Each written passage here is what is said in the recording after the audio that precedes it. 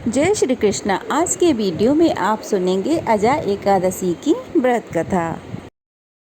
जो भी मनुष्य अजा एकादशी के नियमों का इस तरह से पालन करता है उसकी मनोकामना अवश्य ही पूरी होती है। अब सुनिए अजा एकादशी की मोक्षदायिनी पौराणिक व्रत कथा। अजा एकादशी का महात्म्य भगवान श्री कृष्ण ने धर्मराज युधिष्ठिर को सुनाया था। एक बार धर्मराज युधिष्ठिर कहने लगे, हे पुंडरीकाक्ष, मैंने पुत्रदा एकादशी का वर्णन आपके श्री मुख से सुना। अब आप कृपा करके मुझे भाद्रपद माह के कृष्ण पक्ष की एकादशी के विषय में भी बतलाइए। इस एकादशी का क्या नाम है और इसके व्रत का क्या विधान है? प्रभु, इस व्रत को करने से किस फल की प्राप्ति होती है? तब भगवान श्री कृष्ण ने कहा, हे युधिष्ठिर, भाद्रपद मास के कृष्ण पक्ष की एकादशी को अजा एकादशी कहते हैं। इसका व्रत करने से सभी पाप नष्ट हो जाते हैं। यह लोक और परलोक में मदद करने वाले एकादशी व्रत के समान दूसरा कोई व्रत नहीं है। हे युधिष्ठिर, इस एकादशी से संबंधित जो कथा प्रचलित है अब वो मैं तुम्हें सुनाता हूँ, तुम ध्यान पूर्वक सुनो। बहुत समय पहले एक दानी और सत्यवादी राजा हरिश्चंद्र हुए। राजा हरिश्चंद्र इतने सत्यवादी और धर्मात्मा थे कि उनकी कीर्ति से देवताओं के राजा इंद्र को भी ईर्ष्या होने लगी। तब देवराज इंद्र ने महर्षि विश्वामित्र को राजा हरिश्चंद्र की परीक्षा लेने के लिए उकसाया। इंद्र के कहने से विश्वामित्र ने राजा हरिश्चंद्र को योग के बल से ऐसा स्वप्न दिखलाया कि राजा स्वप्न में ऋषि को पूरा राज्य दान कर रहे हैं। दूसरे दिन महर्षि विश्वामित्र अयोध्या आए और अपना राज्य मांगने लगे। स्वप्न में दिए गए दान को भी राजा ने स्वीकार कर लिया और विश्वामित्र जी को सारा राज्यपाट दान में दे दिया। अब अयोध्या से जब राजा हरिश्चंद्र चलने लगे तो मुनि विश्वामित्र जी ने कहा कि राजा, जप तप दान आदि बिना दक्षिणा के सफल नहीं होते। राज्यपाट तो तुम पहले ही सौंप चुके हो, अब दक्षिणा कैसे दोगे? तब राजा हरिश्चंद्र ने महर्षि विश्वामित्र से दक्षिणा देने के लिए 1 माह का समय लिया। अब वे काशी आ गए। काशी में आकर उन्होंने सबसे पहले अपनी पत्नी सैब्या को एक ब्राह्मण के हाथों बेच दिया।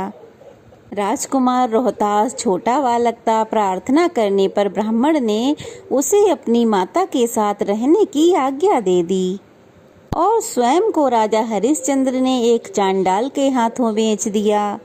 इस प्रकार राजा हरिश्चंद्र ने ऋषि विश्वामित्र को 1000 मोहरें दक्षिणा में दे दी। अब महारानी सैब्या ब्राह्मण के घर में एक दासी का काम करने लगी। चांडाल के कहे अनुसार राजा हरिश्चंद्र शमशान की चौकीदारी करने लगे। राजा हरिश्चंद्र शमशान में मृतकों के परिजनों से कर वसूली का काम करने लगे। कई बार उनके सामने धर्म संकट की स्थिति भी बनी, लेकिन वे सत्य और धर्म से विचलित नहीं हुए। फिर एक दिन शमशान की तरफ गौतम ऋषि आ गए। राजा ने उन्हें प्रणाम किया। गौतम ऋषि ने कहा, राजन, किसी पूर्व जन्म के पाप के कारण आपकी यह दशा हुई है। यदि तुम भाद्रपद कृष्ण पक्ष की एकादशी का व्रत करो और अजा एकादशी व्रत की कथा सुनो तो तुम्हारा इस स्थिति से उद्धार हो जाएगा। राजा ने ऋषि की बात मानी और अजा एकादशी आने पर व्रत शुरू कर दिया।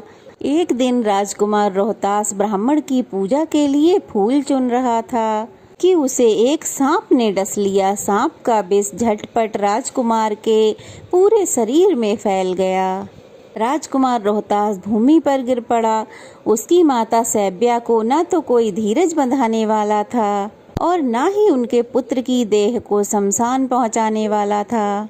तब रानी सैब्या रोती बिलखती पुत्र के शव को लेकर शमशान में पहुंची तो पुत्र के शव को देखकर राजा हरिश्चंद्र का कलेजा भर आया, क्योंकि उस समय राजा हरिश्चंद्र शमशान घाट में मृतकों के शवों का दाह संस्कार का काम किया करते थे।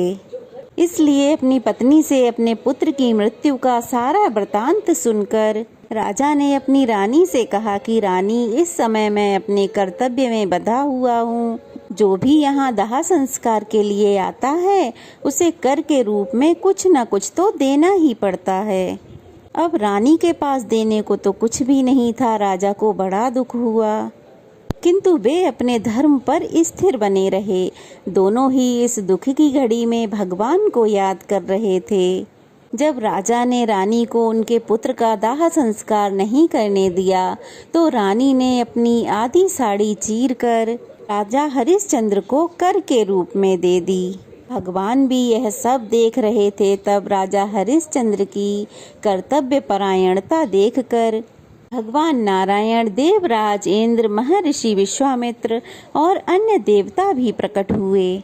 उन्होंने उनके मृत पुत्र को फिर से जीवित कर दिया और राजा हरिश्चंद्र को उनका खोया हुआ राज्यपाट भी वापस लौटा दिया। तो इस प्रकार अजा एकादशी के व्रत के प्रभाव से राजा हरिश्चंद्र के समस्त दुखों का निवारण हो गया।